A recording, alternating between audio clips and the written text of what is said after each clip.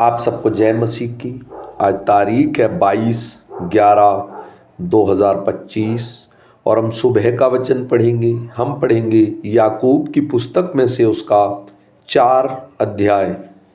तुम में लड़ाइयाँ और झगड़े कहाँ से आ गए? क्या उन सुख विलासों से नहीं जो तुम्हारी अंगों में लड़ते भिड़ते हैं? तुम लालसा रखते हो और तुम्हें मिलता नहीं, इसलिए तुम हत्या करते हो। तुम डाहा करते हो और कुछ प्राप्त नहीं कर पाते, तो तुम झगड़ते और लड़ते हो। तुम्हें इसलिए नहीं मिलता कि मांगते नहीं। तुम मांगते तो हो पर पाते नहीं, इसलिए कि बुरी इच्छा से मांगते हो, ताकि अपने भोग विलास में उड़ा दो। हे व्यभिचारिणियों, क्या तुम नहीं जानती कि संसार से मित्रता करनी परमेश्वर से बैर करना है? अंत जो कोई संसार का मित्र होना चाहता है, वह अपने आप को परमेश्वर का बैरी बनाता है।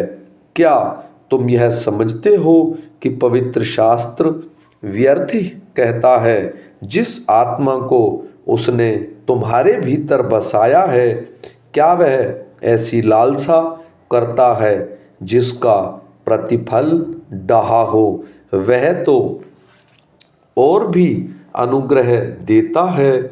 इस कारण यह लिखा है, परमेश्वर अभिमानियों का विरोध करता है पर दीनों पर अनुग्रह करता है। इसलिए परमेश्वर के अधीन हो जाओ और शैतान का सामना करो, तो वह तुम्हारे पास से भाग निकलेगा। परमेश्वर के निकट आओ तो वह तुम्हारे निकट आएगा। हे पापियों, अपने हाथ शुद्ध करो, और हे दुष्टे लोगों, अपने हृदय को पवित्र करो। दुखी हो और शोक करो और रो। तुम्हारी हंसी शोक में और तुम्हारा आनंद उदासी में बदल जाए।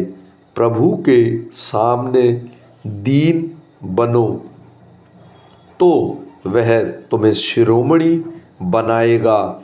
हे भाइयों, एक दूसरे की बदनामी न करो।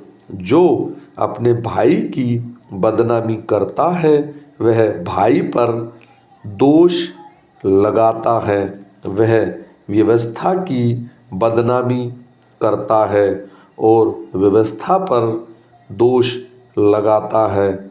और यदि तू व्यवस्था पर दोष लगाता है, तो तू व्यवस्था पर चलने वाला नहीं, पर उस पर हाकिम ठहरा। व्यवस्था देने वाला और हाकिम तो एक ही है, जो बचाने और नाश करने में सामर्थ है। पर तू कौन है जो अपने पड़ोसी पर दोष लगाता है? तुम जो यह कहते हो, आज या कल हम किसी और नगर में जाकर वहाँ 1 वर्ष बिताएंगे और व्यापार करके लाभ कमाएंगे, और यह नहीं जानते कि कल क्या होगा। सुन तो लो, तुम्हारा जीवन है ही क्या? तुम तो भाप के समान हो, जो थोड़ी देर दिखाई देती है फिर लोप हो जाती है। इसके विपरीत तुम्हें यह करना चाहिए।